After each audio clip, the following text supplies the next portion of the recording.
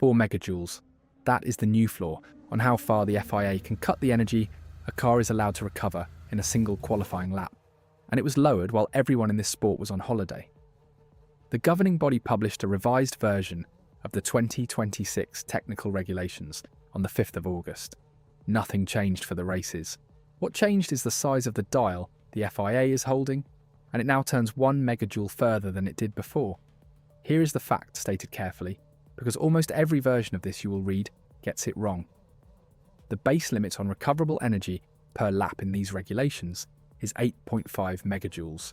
That is the headline number, and it applies as the default. Underneath it sits a first reduction clause. The limit may be dropped to 8 megajoules at events where the FIA determines that the maximum energy harvestable per lap under braking and in partial load phases does not exceed 8 megajoules. Then there is a second clause, and it is the one this video is about. For qualifying and sprint qualifying, the limit may be reduced further where the FIA determines that the recovery strategies needed to respect the higher limit have become excessive. That further reduction had a hard floor written into it, and that floor was 5 megajoules. As of the August publication, the floor is 4, so nobody has lost anything yet. No team woke up in August with less energy. What happened is that a ceiling on the FIA's discretion moved, and the sport now permits a qualifying session run on less recovered energy than the rules previously allowed to exist. Hold the word discretion. It comes back, and it is the whole point of this video. Now, the limit and the margin laid out properly, because this rulebook has 3 numbers doing different jobs, and they get mixed constantly. 8.5 is the default per lap ceiling. 8 is the reduced ceiling for events where harvesting's naturally limited. And the qualifying clause allows going below both, down to what used to be 5 and is now 4. 3 numbers, 3 different triggers, and only one of them changed. I need to be straight with you about the sourcing here, because it is weaker than I would like. The article number reported for the change is C5.2.10, sub 2, and that comes from coverage of the FIA publication, rather than from the document in my hands. The mechanism, the clause structure, and the 5 megajoule floor come from the published regulation text, as quoted by Autosport in March. And there is an inconsistency I cannot resolve. Autosport described the qualifying ceiling being cut from 8.5 to 7 ahead of Melbourne. The FIA's own statement before the Japanese Grand Prix described reducing the maximum permitted recharge for qualifying from 9 megajoules to 8. Either the base figure was revised during the season, or one of those is measured against a different reference. I do not know which, and I am not going to guess. If you want the number checked rather than repeated, subscribe, because that is the only thing this channel does. And tell me in the comments which country you are watching from, because the spread on this thing genuinely surprises me. So here is what the rule is actually restraining. The energy recovery system on these cars harvests under braking. The rear axle is driven backward through the motor generator unit. The motor acts as a generator. Kinetic energy that would have become heat in the brake discs becomes electrical charge instead, and that charge goes into the battery. That is the honest part. The car slows, the battery fills. The problem is that harvesting under braking alone is not enough for these power units. The electrical side now produces around 350 kilowatts, roughly tripled from the previous generation, and the battery capacity did not grow to match. So a driver arrives at the end of a long straight and the battery is empty, which means a car can genuinely run out of deployment before it runs out of straight, which is where the second harvesting method comes in, and it is the one the FIA has been trying to contain all season. A team can recover in partial load. The driver holds the throttle fully open while the system uses the motor generator unit as a load against the combustion engine, converting some of that engine output straight into charge. The Paddock calls it super clipping. The engine is working, the car is not accelerating as hard as it could, and the battery is filling while the driver's foot is flat. Think about pedaling a bicycle with a dynamo pressed against the tyre. You are pedaling just as hard. You are going slower. The light is on. The energy did not appear from anywhere. It came out of your legs. And the only reason you would ever accept that trade is if you needed the light later more than you need the speed right now.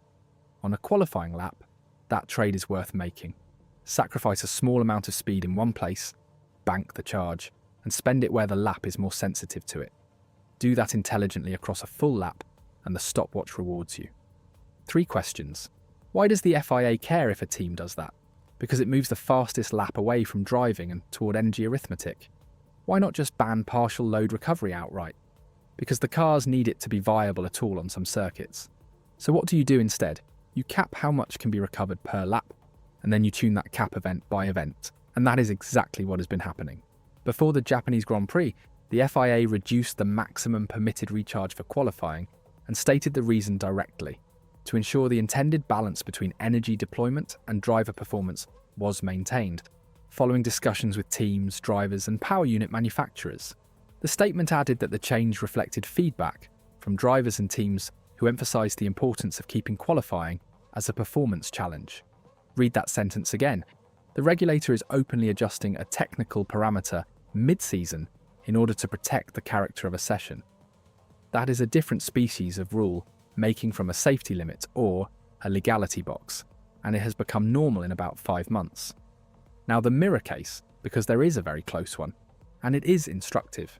The race reported before the Miami weekend that recharge limits vary event to event by design, because a fixed limit across the whole season would make no sense given how differently circuits allow energy to be harvested. A circuit with few heavy braking zones simply cannot fill a battery the way a stop-and-go layout can. So the sport built a sliding limit deliberately from the start to make the cars fit the venues. Compare that with how the sport handled aerodynamic legality this year. Ferrari's exhaust device, which we covered a few videos back, was approved in advance, confirmed as fully compliant, and left alone for the entire season, with the change deferred to next year's published regulations. That is the classical model. Establish the rule, hold it for a season, revise at the boundary. Energy is not being governed that way. It is being governed with a dial that turns between events. Same rulebook, same governing body, two completely different regulatory temperaments. And the difference is that one of them is a geometric limit you can measure with a jig, and the other is a performance parameter somebody has to judge. Should the FIA be allowed to change a performance parameter between races? Like this video, if you think an adjustable limit is the only sane way to run these power units. Comment if you think a number should be fixed at the start of a season and left alone. And subscribe while you are here. Now the neighbouring parts, because a lower energy floor does not stay inside the battery. Cut the recoverable energy for a qualifying lap, and the first thing that changes is brake balance. Less harvesting means the motor generator unit is applying less retardation at the rear axle, so more of the stopping has to come from the friction brakes, and specifically from the rear friction brakes. That changes rear brake temperature, which changes rear tyre temperature through the wheel and the drum, which changes how the tyre behaves on the following corner. On a single flying lap, rear tyre temperature is not a detail. It is the lap. Then cooling. Rear brake ducts are sized for a duty cycle, and if the duty cycle shifts because the recovery contribution shifts, the ducts you brought are the ducts you have. That is why you have seen so many brake duct and cooling inlet items on upgrade sheets this year. Cadillac brought an updated inlet scoop on the front brake ducts in Hungary, after issues with the previous design in Austria. Aston Martin declared external front brake ducts shaped to complement the front wing in the same weekend. And there is a driver-facing consequence that nobody has quantified. A car that harvests less in the braking zone decelerates differently on entry, and the driver has to relearn a brake pedal whose character depends on a regulatory setting that changed on Thursday. Now convert the number, and here is the payment on what I asked you to hold.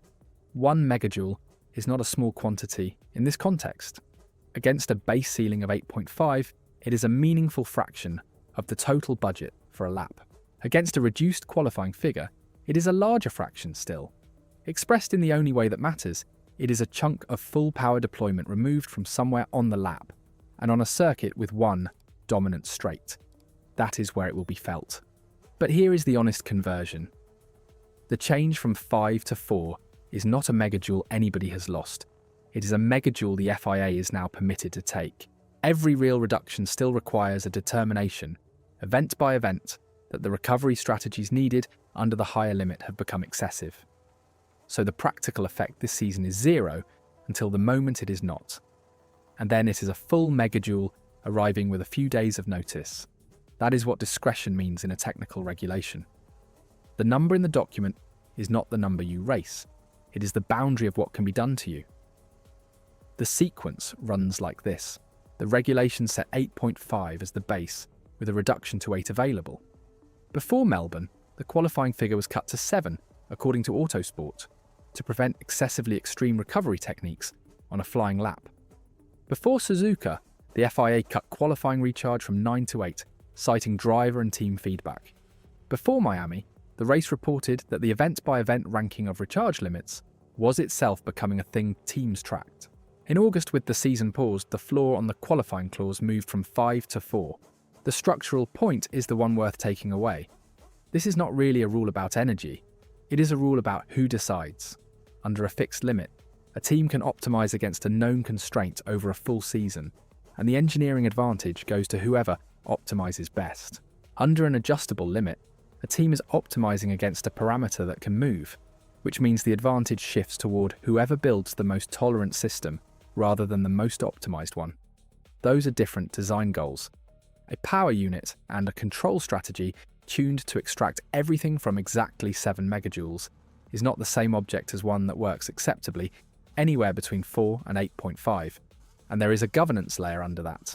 Amendments to these regulations that concern substantive power unit matters require the prior approval of the power unit manufacturers under the 2026 governance arrangements, while changes of form rather than substance do not, which raises a question the summer coverage did not ask. Is moving a floor a matter of substance or a matter of form? It changes no requirement on any manufacturer today. Nothing has to be redesigned. Nothing becomes illegal. On that reading, it is administrative, but it enlarges the range of conditions a power unit may be asked to operate within, and a manufacturer who signed off on a floor of 5 megajoules did so knowing 5 was the worst case.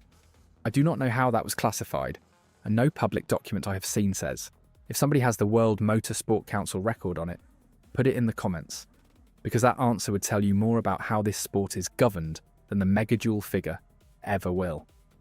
Stay with me, because the next part is where the 4 megajoule number stops being administrative and starts having a physical consequence. Follow the energy at the limit. Everything above assumes the driver is managing a shortfall. Now consider what a genuinely low recovery ceiling does to the shape of the lap, not just the total. A battery in qualifying is not a fuel tank you drain evenly. Deployment is placed. The engineer chooses which straight gets full power and which one gets less, and the choice is made on where the lap gains the most time. With plenty of recoverable energy, that choice is comfortable. Every significant straight gets close to full deployment, and the placement problem is mild. Squeeze the ceiling, and the problem inverts. The lap stops being about extracting maximum energy and becomes about choosing which straight to give up. And that decision has a nasty second-order effect, because entering a corner at a lower speed changes the braking event, which changes how much you harvest in that braking event, which changes what is available for the next straight. Cut the ceiling far enough, and you are not just spending less. You are also harvesting less, because your slower approach speeds give the brakes less energy to recover. That is the compounding no one talks about. Deployment and recovery are coupled through the car's speed, and squeezing one squeezes the other, which is precisely why the FIA wrote a floor into the clause in the first place. The floor exists to stop the sport from cutting so deep that qualifying laps become undrivable rather than merely constrained. Moving that floor from 5 to 4 does not lower the energy, it lowers the guardrail. And nothing is free. A regulator that can adjust a performance parameter between events has to spend something to do it, and the currency is predictability. Teams build correlation between the simulator and the track over a season, and a control strategy validated at one recharge ceiling has less value at another. That is simulation hours consumed inside a cost cap, and it is a cost that lands hardest on the teams with the least capacity to absorb it, which are exactly the teams the cost cap was written to protect. The strongest argument against everything I have said is straightforward. Nothing has actually happened. The floor moved on paper, no event has been run at 4 megajoules, no team has complained publicly, and the FIA has used its discretion sparingly and with stated reasons every time. It is entirely possible the 4 exists purely as headroom for one difficult circuit later in the season and is never used at all. Building a 15-minute argument about the character of governance on an unused clause is exactly the sort of thing that makes technical coverage look overheated. I think that is fair, and it is why I have kept saying Nobody has lost a megajoule. What tips it for me is that regulators do not usually lower floors. They have no intention of approaching. What I cannot tell you is which circuits are candidates. No list has been published for the remainder of the season, and the determination is made event by event under the clause. Anyone giving you a specific race is guessing. So here is where it lands. The floor on how far qualifying recovery can be cut moved from 5 megajoules to 4 in a publication dated the 5th of August while no cars were running. No race limit changed. No team lost energy. What changed is that a session can now legally be run on 1 megajoule less recovered energy than the rulebook previously permitted to exist. And the decision to use that sits with the determination the FIA makes event by event, with a few days of notice, as it did at Suzuka when it cut qualifying recharge and said so publicly. The number in the document is 4. The thing that actually matters is that somebody has a dial, adjustable limit, or a number that should be fixed for a season. Like the video for the dial, comment for the fixed number. And name me the first circuit where you think the 4 gets used, because I want that on record before the flyaways. The Dutch Grand Prix runs on the 23rd of August, the first event after the shutdown, and the first chance to see whether the revised text changes anything in a qualifying session. The next one goes into the deployment side of the same article, the power taper that holds 250 kilowatts to a set speed and then falls away to nothing, because that is the other half of why these laps look the way they do. Subscribe so it reaches you. Until the next one.